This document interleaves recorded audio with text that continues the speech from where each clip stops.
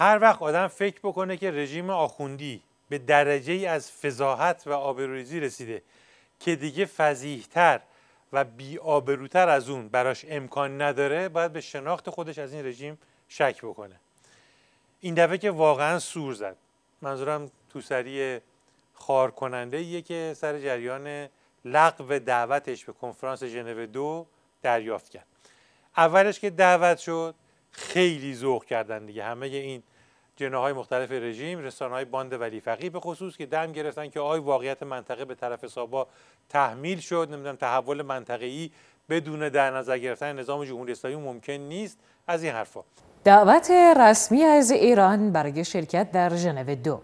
دعوت رسمی دبیرکل سازمان ملل متحد از ایران برای شرکت در نشست ژنو 2 با هدف حل بحران سوریه. ایران در نشست ژنو 2. جمهوری اسلامی ایران دعوتنامه شرکت در نشست ژنو 2 درباره سوریه را دریافت کرده است.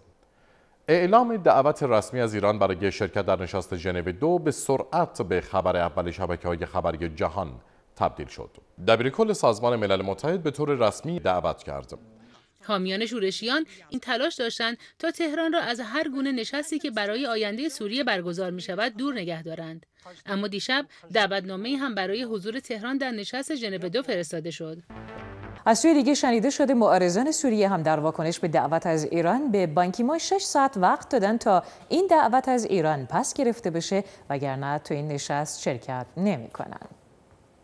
ائتلاف مخالفان سوریه که روزهای گذشته سرانجام در اوج اختلافات داخلی تصمیم گرفته بود که در نشست ژنو 2 شرکت کند، نتوانست بیش از یک روز در این تصمیم خود پایدار بماند. سخنگوی ائتلاف مخالفان با موضع‌گیری در برابر سخنان دبیرکل سازمان ملل گفت اگر بان کی مون از دعوت ایران به نشست ژنو 2 عقب نشینی نکند، این ائتلاف از حضور در این نشست خودداری خواهد کرد. چند ساعت بعد که دبیرکل دعوت رو پس گرفت، لب و لوچه ها آویزون، دستا از پاها درازتر و عمامه ها از هر دو درازتر. فشار آمریکا، تغییر موضع در کمتر از 24 ساعت. سخنگوی بان کی مون دیشب به جمع خبرنگاران آمد و گفت دبیرکل دعوت خود از ایران را پس گرفته است. لغو دعوت ایران برای شرکت در نشست ژنو 2. جمهوری اسلامی ایران در نشست سوئیس برای حل بحران سوریه شرکت نمی کند. مرضیه افخم سخنگوی وزارت امور خارجه هم با بیان اینکه جمهوری اسلامی ایران هیچگاه متقاضی شرکت در اجلاس ژنو 2 نبوده است، اقدام دبیرکل سازمان ملل متحد در پس گرفتن دعوت از ایران را باعث تأسف خواند. برای بان کی مون بسیار متاسفم که حتی شهامت ندارد علت اصلی پس گرفتن دعوتنامه از ایران را بگوید.